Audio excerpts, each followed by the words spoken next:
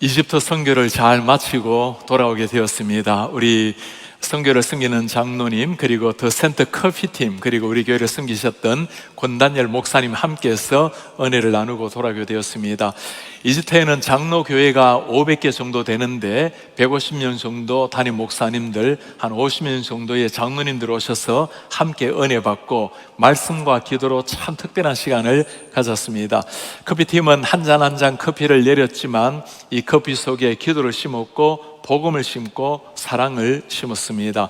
권날 목사님과 저는 하나님의 말씀, 정말 가슴에서 터져 나오는 진리 말씀을 함께 나누고, 특별히 한국교회 영성, 한국교회가 믿고 있는 절대 진리 성경 말씀, 예수 그리스도의 유일한 이름에 대해서 함께 강조하게 되었습니다.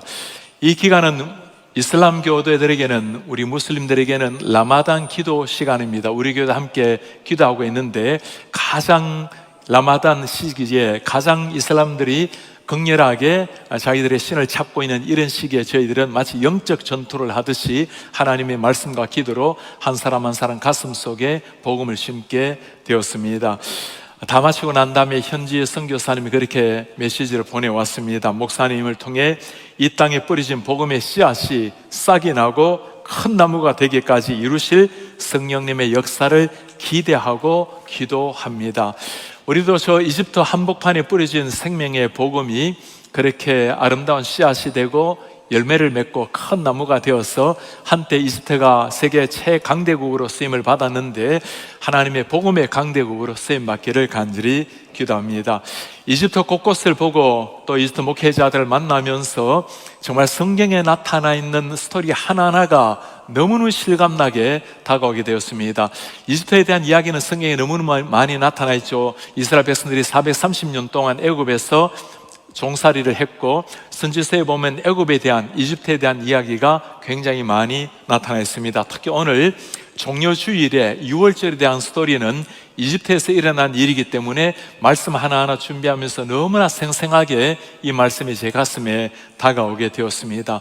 오늘은 종려주일입니다. 우리 예수님께서 세상의 우리의 죄를 위해서 이 세상에 오셨고, 이제 다음 주 부활절까지 일주일 동안 고난 시절을 보낸다고 이 주간을 우리가 고난 주간으로 여기고 매일 주님 앞에 새벽을 깨워서 기도하는 거 필요하지만, 특별히 이번 한 주간 주님 앞에 새벽을 깨워서 기도하는 시간으로 정하고 있습니다. 예수님께서 예루살렘에 들어오셨을 때 많은 사람들이 예수님께서 왕으로 오신다고, 호산나 다윗의 자손 예수 우리를 구원하소서, 그가 왕의 이름으로 오신다고 사람들은 환호했습니다. 그러나 예수님은 왕으로 오신 것이 아니라 하나님께서 보내신 어린 양, 우리를 위해서 십자가 지는 하나님의 어린 양으로 세상에 오셨습니다. 예수님 당시 때 이스라엘 백성들 양을 데리고 6월절에 잡기 위해서 예루살렘으로 들어가는 숫자가 25만 마리나 된다고 이야기를 해요. 우리 예수님께서는 그 25만 마리의 양 틈에 끼어서 당신 역시도 우리를 위해서 피 흘리시는 하나님의 어린 양으로 우리를 위해서 예루살렘으로 들어가시게 된 것입니다. 이 예수님을 보고 세례 요한이 하는 말이 있죠. 세상 죄를 지고 가는 하나님의 어린 양이로다. 6월절에 하나님의 어린 양, 6월절의 양이란 말이 어떤 의미일까요? 오늘 우리가 읽었던 출애굽기의 말씀은 이 어린 양 예수, 6월절 예수를 가장 잘 보여주는 말씀입니다. 현재 이스라엘의 상황은 애굽에서, 오늘날 이집트에서 430년 종살이 했을 때입니다. 모세로 말미암아 출애굽을 하기 위해서 하나님께서 모세를 부르시고 이제 출애굽 상황이 되었습니다. 이미 하나님께서는 하나님의 말씀에 순종하지 않는 바로에게 9가지 재앙을 내리셨죠. 이제는 마지막 10번째 재앙을 앞두고 있는 상황이 되었습니다. 모든 태어난 생축들, 장자를 다 죽이고 아들, 장자 다 죽이는 그 마지막 재앙이었습니다. 애국 사람들에게는 끔찍한 심판의 날이지만 이스라엘 백성들에게는 하나님의 살아계심, 영광스러운 하나님의 능력을 나타내는 구원의 날이기도 했습니다. 자, 6월절이 어떤 날인가? 하나님께서 6월절에 대해서 구체적으로 이스라엘 백성들에게 설명을 해 주고 계십니다. 오늘 1절에 말씀합니다. 여호와께서 애굽 땅에서 모세와 아론에게 일러 말씀을 하시죠. 이집트 땅에서 이 달을 너희에게 달의 시작으로 되게 하라. This month shall be for you the beginning of a month.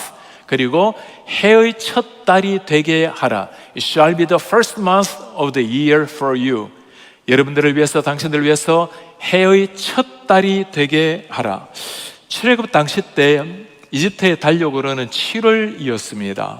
그리고 태양력, 오늘날 우리가 사용하고 있는 달력으로는 이 당시 때가 3월, 4월 경이었습니다. 그런데 하나님께서는 지금 출애굽이 일어나고 있는 이 달을 한 해의 첫 달로 여기라고 말씀을 하고 있는 겁니다. 무슨 말씀일까요? 이스라엘 백성들이 하나님 앞에 구원을 받는 이 순간이 가장 중요한 순간이기 때문에, 영적으로 거듭나는 이 순간이 가장 인생이 중요한 순간이기 때문에 이 달을 첫 달로 삼으라는 겁니다. 하나님께서 이미 아브라함에게 또 이삭에게 자손들에게 약속을 하셨죠. 너희가 바른 땅, 이 가나안 땅을 반드시 너와 너 자손에게 주리라. 430년 동안 종살이를 했지만 이제는 종살이를 걷어내고 하나님의 약속의 땅으로 가기 위한 시작이 되었다는 겁니다. 지금까지 종살이했지만 이제는 하나님을 섬기는, 경배하는 새로운 민족의 탄생이 되었다는 거죠. 그래서 이 달을 가장 중요한 첫 달로 여기라고 말씀을 하는 겁니다. 오늘날 우리에게 어떨까요? 우리도 나름대로 태어날 때는 자기의 생일이라는 것이 있습니다. 그런데 육신의 생일도 중요하지만 정말 중요한 것이 있다면 영적인 생일날이 될 것입니다. 여러분들은 주님을 믿고 그리스도를 나의 주님으로 믿은 그 영적 생일을 어떻게 간직을 하고 있습니까? 어릴 때부터 자연스럽게 예수님을 믿은 사람, 또 지나다 보니 예수님이 자연스럽게 믿겨진 사람도 있을 겁니다. 사도 바울처럼 급격하게 주님을 만난 날도 있을 겁니다. 그런 날이 있든 아니면 자연스럽게 주님을 믿었던 영적인 탄생일은 무엇보다도 소중한 날입니다. 그 날을 소중하게 여기라는 말씀입니다. 오늘 우리가 세례 그리고 입교식, 우리 2부 때 3부 때 영혼권 참 많이 했습니다. 세례를 받는다는 것은 내가 주님 앞에서 그리스도의 자녀로 예수님을 나의 구원자요 주님으로 모시고 살아가겠다라는 공적인 고백입니다. 이 날은 시간이 지나면 잊어버릴 수 있지만, 그러나 이때 주신 하나님의 은혜는 평생토록 간직하고 기억하며 살아야 할 것입니다. 어린 양, 6월절에 어린 양을 잡는 것, 우리 하나님께서 그것도 상세하게 말씀을 해주시는데요. 너희는 이스라엘 온 회중에게 말하라. 이달 열흘에 너희 각자가 어린 양을 잡을지니, 이것이 중요한 말씀입니다. 너희 각자가 어린 양을 잡으라. 각 가족대로 식구를 위하여 어린 양을 취하고, 식구가 적을 경우는 이웃과 함께서 양을 잡으라고 말씀을 합니다. 각 식구대로, 한 사람도 제외시키지 말라는 거죠. 당시 때 이스라엘은 한 가족에 10명 정도가 되었습니다. 한 사람 한 사람 모두 카운트해서 알맞도록 양을 잡으라는 거죠. 구원의 역사에 가족 가운데 빠지면 안 된다라는 말씀입니다. 오늘날 우리 부모님들 특히 이 말씀을 잘 드려야 되겠죠. 우리 부모님들이 영적인 책임자로서 우리 자녀들 한 사람 한 사람의 영적 구원을 책임을 져라는 말씀입니다. 훗날 자녀들이 6월절에 대해서 물을 날이 오겠죠. 이후에 너희의 자녀가 묻기를 이 예식이 무슨 뜻이냐고 묻거든 What do you mean by this service? 우리가 6월절을 왜 합니까? 너희는 말하라. 이는 여호와의 6월절 제사라. 하나님께서 어떤 일을 하셨죠? 애굽 사람, 즉 이집트 사람에게 재앙을 내릴 때에 애굽에 있는 이스라엘 자손의 집을 넘어서 패스오버를 한 겁니다. 우리의 집을 구원하셨다 하며 백성이 머리 숙여 경배하더라. 하나님께서 행하신 그 6월절의 놀라운 일들, 그 일들을 자녀들에게 철저하게 가르쳐 주라는 겁니다. 이제 내일부터 고난주일 새벽을 깨워서 주님 앞에 나오게 될 것입니다. 새벽 5시에 나오려면 미리 일찍 일어나서 준비를 해야 될 텐데, 우리 자녀들이 그렇게 물을 것입니다. 왜 이렇게 새벽 일찍 교회를 가려고 합니까? 자녀들이 이것을 묻는 부모님이라면 여러분들은 제대로 신앙생활을 하고 있는 겁니다. 부모님들의 신앙을 바라보면서 궁금해하지 않는 자녀들이 있다면 정말 우리를 돌아보아야 할 것입니다. 왜 이렇게 새벽 일찍 교회를 나가십니까? 그때 우리는 해줘야 될 말이 있습니다. 예수님께서 너와 나의 죄를 위해서 이 세상에 오셨고, 예수님께서 십자가에 돌아가신 주간, 이번 주간이 그 예수님의 십자가를 기념하는 주간이란다. 비록 매일 우리가 주님 앞에 나아가야 하지만 특별히 이 한 주간 우리가 주님 앞에 나가서 새벽을 깨워서 기도를 하는 거란다. 이 질문 앞에서 하나님 앞에 왜 우리가 새벽을 깨우는지, 예수님의 고난주일이 무엇인지, 십자가가 무엇인지를 가르칠 수 있는 가장 중요한 시간이 바로 이런 시간이라는 겁니다. 이런 질문을 받는 부모님들, 정말 신앙생활 제대로 하고 있는 것이고, 이런 질문을 하는 자녀들이 있다면 너무너무 귀한 자녀들이 될 것입니다. 제가 지난주에 제가 공부했던 서든 베프티스트 세미너리에서 신학대학원에서 특별한 부탁을 하나 받게 되었습니다. 이제 박사 공부를 다 마치고 논문을 다 쓰고 마지막 논문 디펜스 하기 전에 저에게 외부에는 교수 한 사람이 필요한데 저에게 논문을 읽고 평가를 해달라는 부탁이었습니다. 그 논문의 제목이 홀리니스와 관계되는 일이었어요. 하나님의 거룩함과 관계되는 논문이었습니다. 참 잘 쓴 논문에 앞에 부모님에게 쓴 감사의 글이 있어요. 어머니 아버지께서 처절하게 보여진 기도의 삶, Christ-like, 예수 그리스도를 닮은 그 삶을 통해서 우리는 하나님을 경외하고 하나님의 거룩함이 무엇인지를 보게 되었습니다. 자녀들에게 이런 찬사를 듣는 부모님이라면 우리 하나님께서도 보시고 얼마나 기뻐하시겠습니까? 내일부터 새벽을 깨어서 기도하게 되는데, 내일은 우리 프라미스 랜드 어린 아이들이 와서 특송을 하게 됩니다. 그 조그마한 아이들이 특송을 하는데 우리 사랑하는 부모님들 그 아이들을 축복하면서 평생에 이 아이들이 하나님의 말씀에서 벗어나지 않도록, 그들이 세상 한복판에 뛰어들어가서 세상에 뛰어나고 세상에 어울리는 사람이 아니라 그리스도의 믿음 가지고 세상에 뛰어난 자녀들로 세상을 정복할 수 있도록 그렇게 기도를 해 주시기를 바랍니다. 이번에 이집트에 가서 우리 목회자들에게 특별히 한국교회 영성, 한국교회의 성경을 절대적으로 믿는 신학에 대해서 많이 가르치게 되었습니다.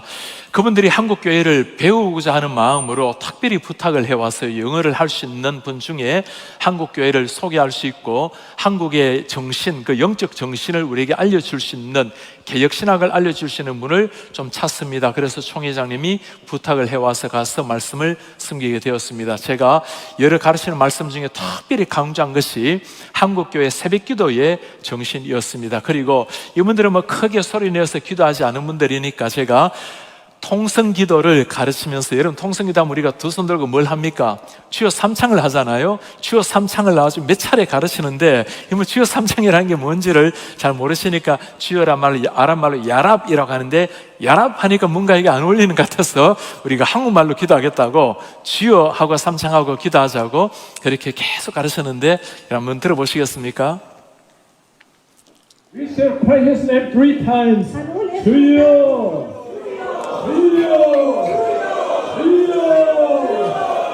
Let's pray. Oh Father, 그리스도께서 우리를 도와주시고 사랑 종들에게 하나님의 말씀으로 We cry out the name of Jesus Christ out loud 3 times. 우리 주여 3번 부르고 큰 소리 부르고 함께 기도하겠습니다. 이 손 들고 기도도 해본 적도 없고 또 소리 내어 기도도 해본 적 없는 이스트 목사님들이었지만 점점 그렇게 기도하며 나아가는 것을 보게 되었습니다. 우리 한국교회가 세상에 가장 보여줄 수 있는 위대한 유산, 새벽을 깨어서 기도하는 기도의 정신, 우리 자녀들에게 남길 수 있는 최고의 유산은 하나님 앞에 무릎을 꿇는 부모님의 눈물의 기도입니다. 오늘 하나님께서 6월절을 앞에 두고 특별하게 하나하나씩 설명을 해 주는 말씀이 나옵니다. 1년 된 흠 없는 양을 취하라. 그리고 10일에서 14일까지 집에 간직하라. 그리고 어린 양을 잡고 그 피를 문 양쪽에 위에 문설주에 발라라. 그리고 유교병이 아닌 무교병 떡을 먹고 썬 나물을 먹으라. 왜 이렇게 주님께서 구체적으로 이렇게 말씀을 하고 계실까요? 하나하나가 각각 특별한 의미가 있습니다. 흠 없는 양이란 것은 하나님께 드려지는 것이기 때문에 최상의 것을 구별을 하라는 말이죠. 그런가 하면 흠 없는 양은 언젠가 이 땅에 오셔서 우리를 대신해서 돌아가실 예수 그리스도를 예표하는 어린 양이라고 말할 수 있습니다. 나흘 동안 간직하라는 것은 왜 그럴까요? 우리를 위해서 저 양이 대신 죽어야 되는데 그 양을 나흘 동안 묵상을 하면서 결국에 우리의 죄를 위해서 세상에 오실 예수 그리스도를 보라는 거죠. 왜 무교병을 먹으라 말할까? 이스라엘 백성들이 평소 때는 유교병을 먹습니다. 누룩을 넣어서, 효소를 넣어서 빵을 부풀게 만들어서 빵을 만들잖아요. 그런데 무교병은 효소가 없는 겁니다. 누룩이 없는 겁니다. 그러니 빨리 구워서 빨리 먹어야 돼요. 그리고 누룩이라는 것은 성경에 부정적인 의미로 많이 사용되기 때문에 정결한 예수 그리스도를 예표하는 빵이라고 말하셨습니다. 썬나물, 그들의 애굽 땅에서 고통스러웠던 지난 날들을, 썬나물을 먹으면서 기억을 하라는 거죠. 이것들을 계속 해마다 행하면서 하나님이 행하신 그 위대한 유월절을 기억을 하라는 부탁입니다. 오늘 말씀에는 하나님께서 이 음식을 구별해 주셨을 뿐만 아니라 어떻게 먹는 것까지도 말씀을 해 주십니다. 이 말씀을 가만히 보면 평소 때 먹는 것과는 전혀 달라요. 너희는 그것을 이렇게 먹을지니, 어떻게 먹으랍니까? 허리에 띠 띠고, 먹을 때는 허리에 띠를 풀고 먹지 않습니까? 신고 신발을 벗고 먹는 거 아니겠어요? 지팡이 잡고, 평소 때 잡더라도 먹을 때는 지팡이를 내려놓을 텐데, 그러면 급히 먹어라. You shall eat it in haste. 먹을 때는 천천히 꼭꼭 씹어 먹어야 되는 것 아니겠어요? 이것이 여호와의 유월절이니라. 왜 이렇게 평소와 전혀 다른 모습으로 먹으라고 말씀을 하고 있을까요? 여러분, 이렇게 말씀하고 있는 하나님의 그 얼굴 표정을 한번 생각해 보세요. 지금 하나님이 너무나 바삐 서두르고 있는 것이 보입니까? 속히 먹고 일어나라는 거예요. 마치 전쟁터에 나가는 군인에게 하는 말처럼 왜 이렇게 속히 먹고 일어나라고 말하고 있죠? 여기서 우리는 중요한 영적 원리를 찾아야 됩니다. 유월절 음식을 먹으면서 우리의 신앙을 급하게 돌아보라는 겁니다. 평소 때 먹는 대로, 평소 때 생각대로가 아니죠. 평소 때 신앙생활대로가 아니라, 내 생각대로가 아니라 하나님이 하시는 말씀대로 내 자신을 맞추라는 겁니다. 그렇게 먹고 다니면 그렇게 먹는 거 아니라고 사람들이 이상하게 여길 겁니다. 그러나 하나님이 말씀하신 원리대로 속히 먹고 일어나라는 겁니다. 그리고 오늘 이 말씀을 보면 자녀들이 묻겠죠. 엄마 아빠 왜 그렇게 속히 먹어야 돼요? 부모님이 그 질문을 받을 때 하나님께서 우리에게 주신 이 최례급의 날, 해방의 날, 급하게 하나님 빨리 음식을 먹고 하나님의 말씀에 순종하며 나아가기 위해서 유월절을 급하게 먹는 거란다. 유월절을 지킬 때마다 아이들에게 이 교육이 이루어져야 될 것입니다. 제가 이 말씀을 묵상하고 말씀을 깊이 들여다볼 때마다 너무너무 이번에 은혜를 받게 되었어요. 여러분 생각해 보세요. 하나님께서 출애굽의 약속을 하셨습니다. 모세와 아론이 백성들에게 다 알렸겠죠. 그 200만 명에 되는 엄청난 사람들이 일시에 출애굽을 하게 될 것입니다. 여러분 사람들이라는 게 430년을 종살이를 했어요. 자신들의 부모님, 할아버지, 할머니 다 거기에 묻혀있는 땅입니다. 쉽게 그 땅을 떠나려 하겠습니까? 오랜 세월 살아온 땅, 비록 노예로 살고 있지만 그러나 세계 최강대국 애굽 땅에서 그런 대로 살아왔어요. 익숙한 땅을 두고 하나님이 말씀하시는 새 땅으로 가는 것, 보이지 않는 땅, 무엇이 펼쳐질지 모르는 미래, 쉽게 나아가시겠습니까? 그러니 하나님께서 급하게 그들에게 빨리 먹고 빨리 일어나라고 마치 주님께서 재촉해서 손을 이끌고 있는 듯한 그 하나님의 모습이 보이지 않습니까? 만일 하나님이 이렇게 급하게 불러내지 않으셨다면 어쩌면 그 이스라엘 백성들 중에 한 반 정도는 떠나지 않았을지도 몰라요. 하나님의 말씀에 순종하고 안 하고는 그냥이 아니라 삶과 죽음의 역사였습니다. 오늘 하나님께서 유월절을 행할 때 가장 중요한 한 말씀 12절에 나옵니다. 내가 그 밤에 애굽 땅에 두루 다니며 사람, 짐승, 애굽 땅에는 모든 첫 난 것 다 치고 애굽 모든 신 내가 심판하리라. 나는 여호와다. 첫 난 것 다 죽이겠다. 모든 신을 심판하리라. 나는 I am the Lord. 유월절 행하신 일, 장자들 다 죽이는 것, 우상들을 다 치는 것, 그리고 하나님을 나타내는 것.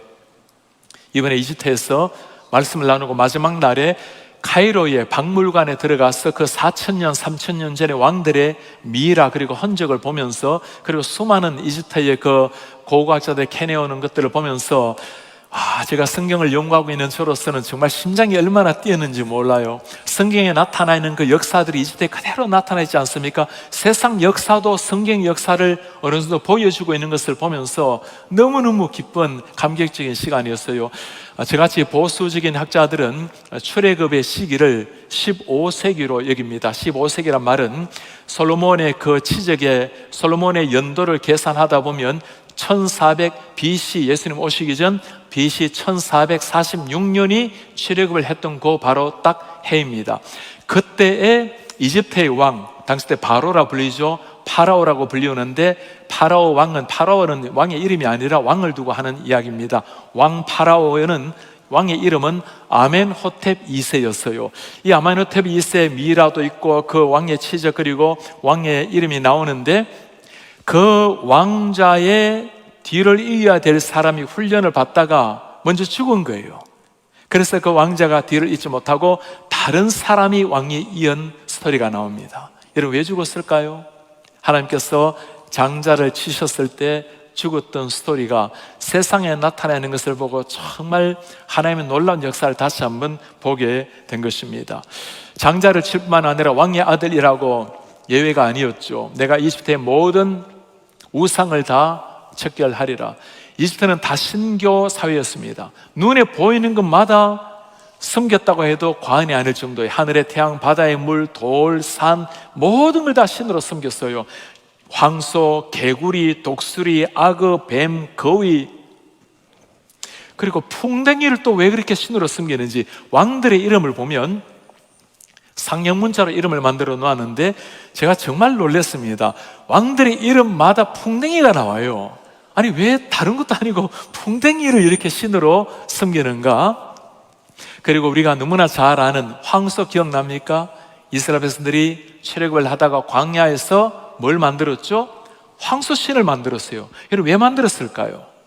황소신이 바로 저렇게 생겼는데 이 황소가 이게 그냥 보이기는 이렇게 보이는데 이게 3000년, 이게 몇천 년 전에 황소예요. 어린 시절부터 이스라엘 백성들은 계속 황소신을 눈으로 보고 자란 거예요. 그러니 광야에서 하나님은 보이지 않고 모세도 나타나지 않고 우리를 저 홍해를 가리게 한 신, 그 신은 이런 신이라고 눈에 보인 황소를 만든 겁니다. 우리를 애굽에서 건져낸 신이 있다면 우리가 늘 보았던 그 황소의 신이 아닐까. 이를 보고 모세가 얼마나 기가 막혔겠어요.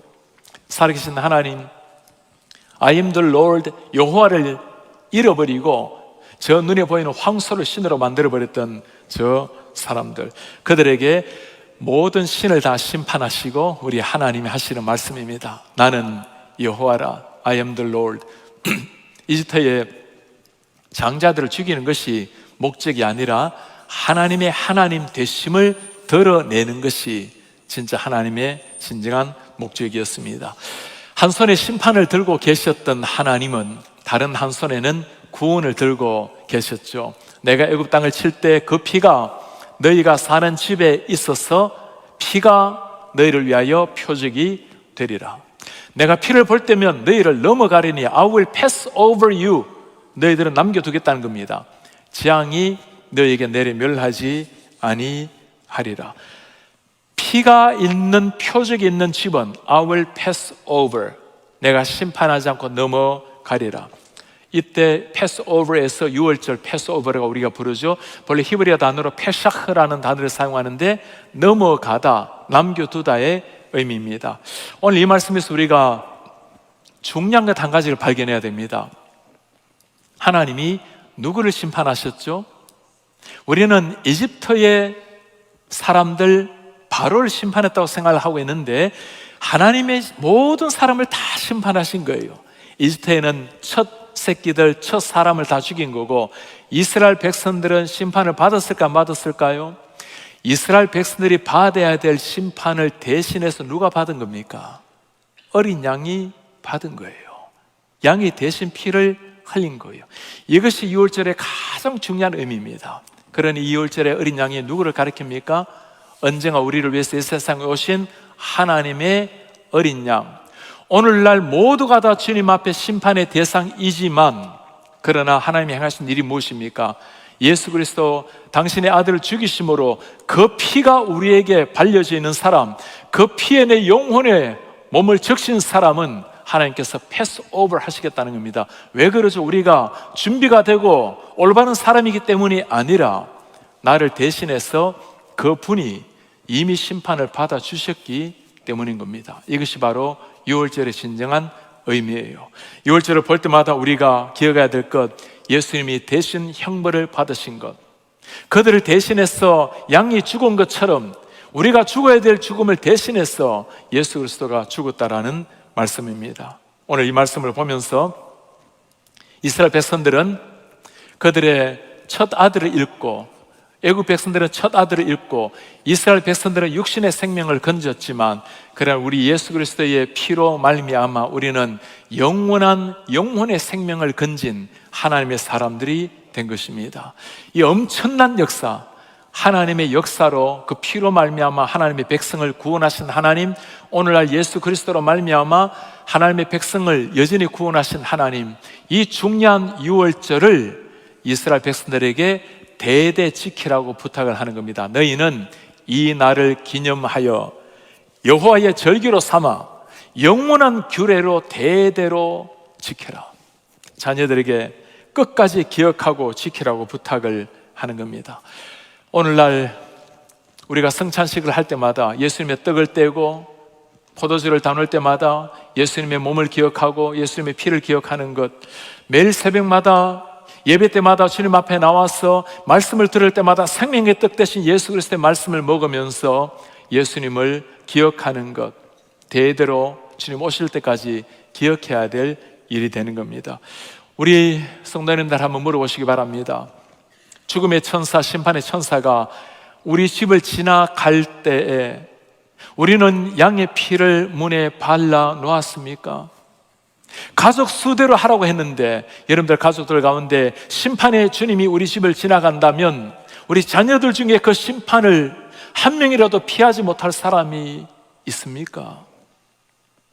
예수 그리스도의 피에 몸 적시는 것 이외에는 패스오버 할 수 있는 일이 없는 겁니다. 6월절에 가슴에 새기고 만나야 될 주님이 바로 이 주님이 되는 겁니다. 이스라엘 백성들에게는 심판의 날이 아니라 구원, 승리, 환희에 찬 감격의 날이 되는 겁니다. 성경에 보면 애굽 땅, 이집트는 언제나 이스라엘 백성들을 괴롭힌 사람들, 그리고 죄악의 땅으로 나타나 있죠.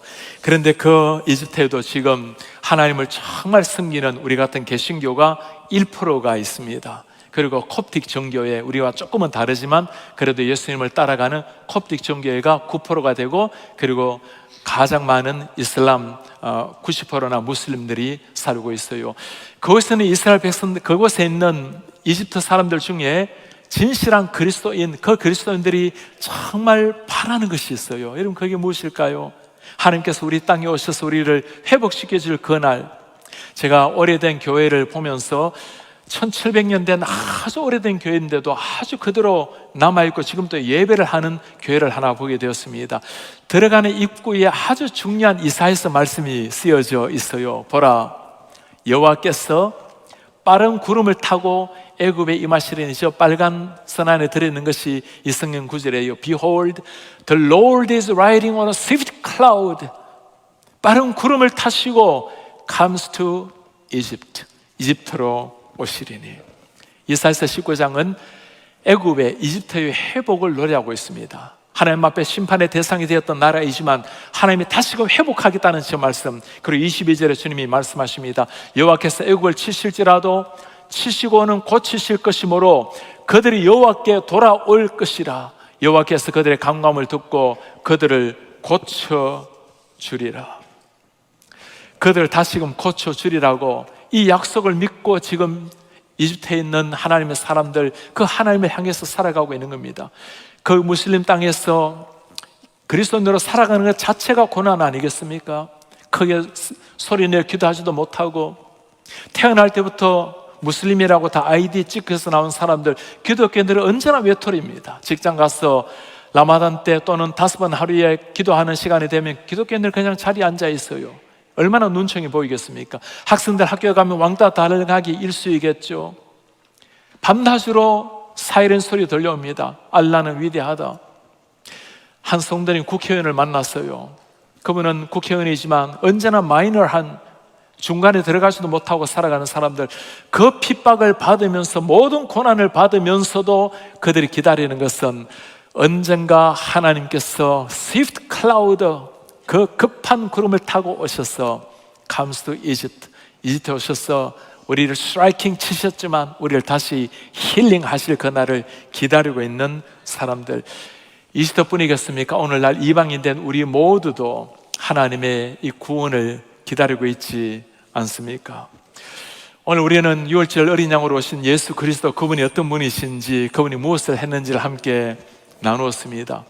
이스라엘 백성들, 애굽 백성들 모두가 똑같이 심판의 대상이었어요. 그러나 우리 하나님께서는 당신의 양으로 말미암아, 당신의 아들의 피로 말미암아 당신의 백성을 구원해 주셨습니다. 그냥 된 일이 아니죠.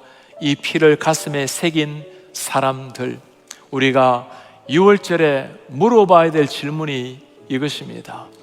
그대는 예수의 피를 가슴에 품고 있는가? 예수의 피를 품은 사람답게 살아가고 있는가? 중요한 질문 하나 더 주님이 묻고 계십니다. 대대 가르치라, 자녀들에게 가르치라. 그대는 그대 가족 안에, 자녀들 위에, 모든 자녀들 가슴 속에 이 피를, 예수의 피를 간직하고 있는가? 그 피를 다시금 생각하는 6월절, 이번 한 주 동안 주님 앞에 깊이 나가서 우리 속에 다시 한번 신앙을 불일 듯 일으키고 이 신앙을 자녀들에게 전수하여 아름다운 믿음의 명문가를 일으켜내는 우리 하나님 사람들 되시기를 바랍니다.